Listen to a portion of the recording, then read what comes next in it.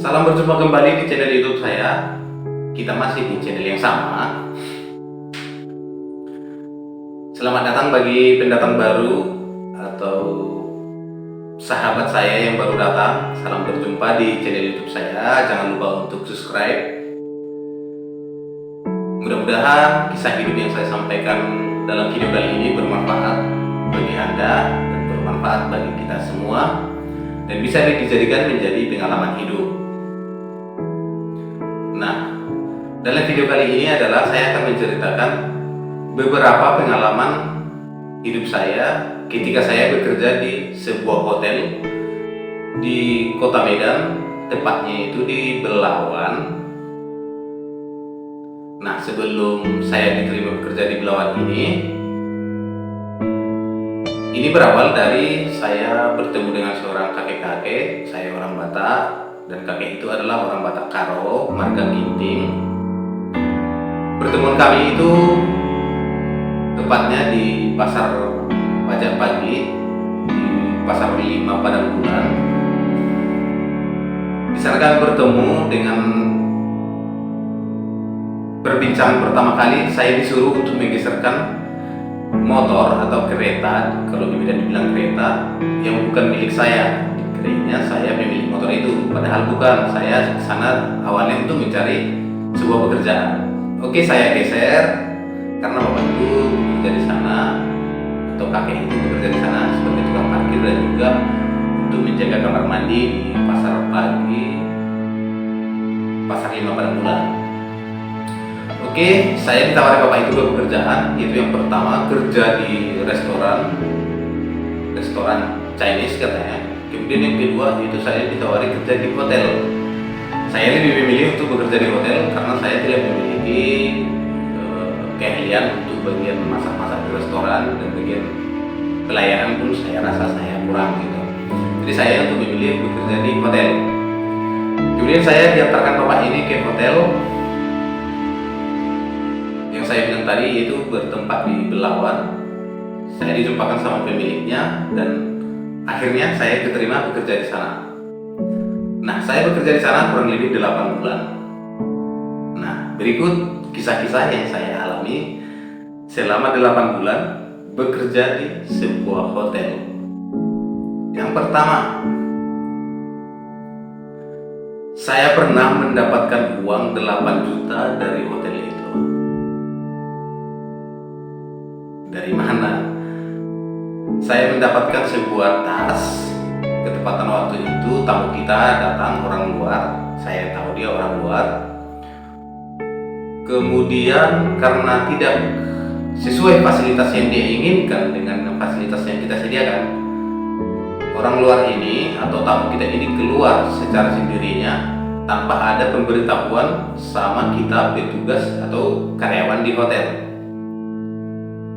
Oke, kemudian kita cek kamarnya dan ada tertinggal tas kecil dan berbagai barang-barang dia juga ada tertinggal. Yang paling lucunya adalah tamu kita yang menunda untuk nginap di hotel ini tidak kembali lagi untuk mempertanyakan apakah ada tinggal atau tidak barang dia. Jika seandainya dia balik, kemungkinan besar akan kita kembalikan. Nah, jadi uang yang 8 juta ini adalah saya simpan dengan beberapa lama, dan tidak kembali tamu kita ini untuk mempertanyakan barang dia yang tinggal. Termasuk di situ adalah salah satu paspor yang dia miliki, kemudian uang tunai 8 juta, kemudian surat-surat yang lain saya lupa. Oke, yang pertama. Yang kedua, saya pernah ditunjang oleh seorang marinir atau TNI Angkatan Laut di hotel itu. Kejadiannya seperti ini. Dia mencari seseorang di hotel. Saya mengatakan tidak ada orangnya di sini. Dikiranya saya menyembunyikan orang yang dicarinya, kan begitu. Memang ketepatan nggak ada orangnya di situ. Dia emosi, nggak tahu entah kenapa, ada latar belakang masalah sebelumnya, saya pun kurang tahu. Dan saya kena imbas pada waktu itu. Saya ditunjuk bapak ini, badannya besar, saya sampai mundur 2 meter untuk kalau nggak salah karena ditunjuk dengan kencang, kencang jalannya. Nah, dari kisah ini sebenarnya saya menjadi berteman dengan bapak ini. Dia orang Jawa, lupa saya namanya, tapi di belakang namanya ada Ono gitu kan. Budiono bukan Budiono, pasti Ono lupa. Pokoknya ada Ononya di belakang. Bapak ini orang Jawa dan pangkatnya udah tinggi di Angkatan Laut. Oke, dari cerita ini juga berkelanjutan bahwa saya pernah ditawari untuk melamar Angkatan Laut. Ya, saya coba pernah siapkan berkas dan mendaftarkan diri untuk menjadi seorang Angkatan Laut. Tanpa tidak sengaja, bapak ini pindah ke Surabaya. Otomatis komunikasi kami jarang. Terakhirnya pada saat melamar itu juga saya kalah. Tapi ini nggak saya anggap menjadi sebuah kesempatan saya untuk melamar Angkatan Laut, enggak, karena hanya saya jalan itu sampai seleksi berkas doang. Jadi anggap saja nggak pernah melamar kan gitu. Oke, kisah yang ketiga itu adalah saya pernah dikerjain sama bencong. Kalau ini seram bos, bencong. Tapi jujur kalau dibilang takut sama bencong, takut. Tapi kalau dibilang bisa diberanikan, bisa. Aneh ya, seorang lelaki sejati takut sama bencong gitu. Ya takut lah.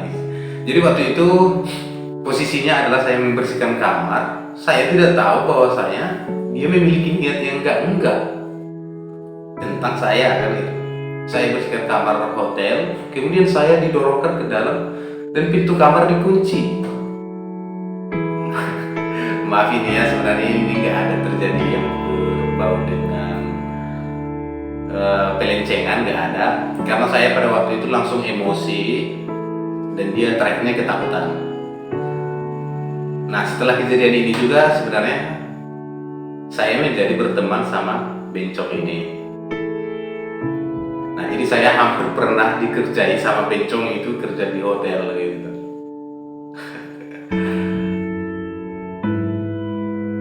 Oke, cerita berikutnya yang keempat, pengalaman saya selama bekerja di sana.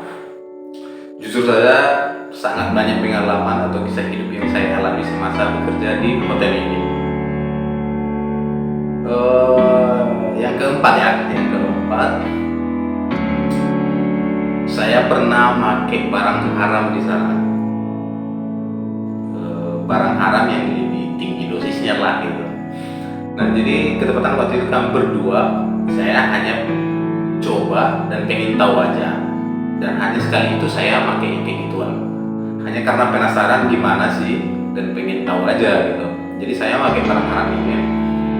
Tiba-tiba semangat dan tenaga saya itu serasa mubazir gitu. Tenaga saya itu kayak pengen banyak kali. Jadi waktu itu kami sampai membersihkan asbes 3 lantai itu hotel dengan jumlah kamar kalau nggak salah 46 atau 48. Bersih kami buat 1 malam. Kalau nggak salah waktu itu dari jam 9 sampai jam 8 pagi. Bersih kami buat asbes hotel itu. Nah, kalau ini memang saya nggak nyangka itu efek dari barangnya gitu. Bekerja dari segitu lama dan tidak terasa capek dan nggak ada rasa ngantuk. Ya mungkin itu sih berbagai efek dari pemakaian barang seperti ini ya.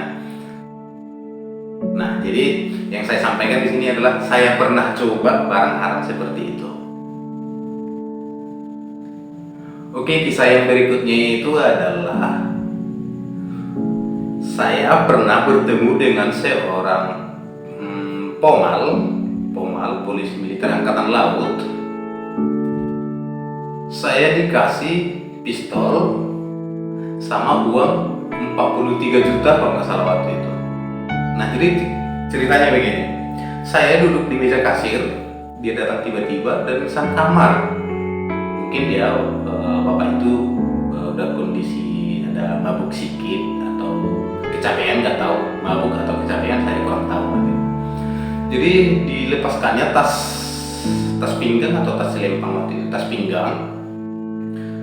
Coba dulu hitung uangku ini deh, katanya. Bapak ini Marga Siregar, masih ingat saya Marga Siregar. Mudah-mudahan di waktu yang akan datang bertemu lagi karena asik sih orangnya, asik. Saya diberikan tas kecil, saya disuruh untuk menghitung uang. Itu uang 100.000 sama uang 50.000. Totalnya itu waktu itu adalah 43 juta kalau nggak salah. Kemudian dititipkan sama aku pistol. Dia pegang dulu pistol abang ini, abang mau istirahat. Loh, kan lucu ini ceritanya ini. Kalau dia mau istirahat udah bawa uangnya, bawa pistolnya, tinggal istirahat aja di kamar kan gitu. Nah, saya disuruh untuk hitung uangnya 43 juta, 1.000 perak pun tak dikasih, ataupun ngasih uang tip bagi saya sebagai karyawan waktu itu nggak ada dikasih. Padahal saya udah jagain pistolnya loh, uangnya 43 juta. Tapi dari cerita ini memang menjadi sebuah kenangan juga karena orangnya fair, baik. Jujur kalau masalah untuk materi yang akan dikasih dia, ya kita terima kalau seandainya dikasih. Ketika nggak dikasih pun itu adalah udah bagian dari tugas kita untuk memberikan pelayanan yang terbaik sama konsumen kan gitu. Oke, kita lanjut lagi kisah cerita saya waktu kerja di hotel itu, yaitu yang kelima, yang masih saya ingat ya, yang kelima itu saya pernah tergoda sama perempuan malam. Nah, ini ceritanya lucu. Namanya si Mila orang kita dapat, dia beragama Muslim, saya Nasrani. Kalau dibilang sih cantik, Milanya cantik. Yang sepengetahuan saya dia tidak seperti wanita seperti yang saya pikirkan, karena dia dulu waktu saya mau PDKT samanya atau mau dekat-dekat sama dia, yang setahu saya dia adalah kerja di rumah makan Chinese, ada di samping hotel kita kan gitu. Nah, jadi sering berinteraksi.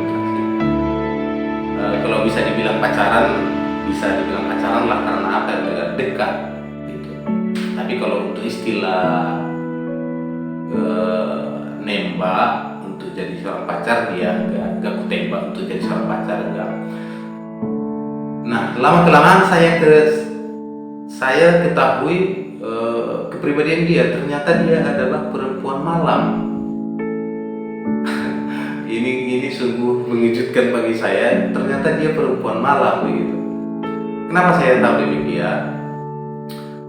Dia pernah kedapatan tamu anak kapal dari luar negeri, entah dari Singapura, dari mana gitu lah, pokoknya dari luar negeri.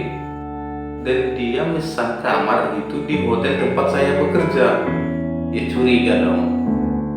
Ternyata dia adalah perempuan dunia malam. Nah, jadi cara saya untuk melepaskan diri dari dia adalah ketika ada seorang karyawan hotel yang baru masuk, dia lebih ganteng, dia juga seiman sama dia, saya kenalin. Nah, terakhirnya mereka adalah berpacaran juga, jadi saya lepaskan gitu. Nah, bagi saya ini adalah suatu pengalaman hidup juga, pernah pacaran sama perempuan yang seperti itu, tapi untuk hal-hal yang lebih intim gak pernah. Tapi ini adalah menjadi sebuah kenangan, bisa dibilang kenangan yang pahit lagi ini sebenarnya, kenangan pahit. Kenalan sama perempuan malam. Oke, itu aja dulu yang bisa saya sampaikan dalam video kali ini. Mudah-mudahan bermanfaat, bisa menjadi bahan pembelajaran bagi hidup kita semua. Saya tidak lupa juga untuk mengingatkan Anda untuk subscribe video saya biar mendapatkan notifikasi untuk uploadan video-video yang akan saya upload berikutnya. Akhir kata dari saya ucapkan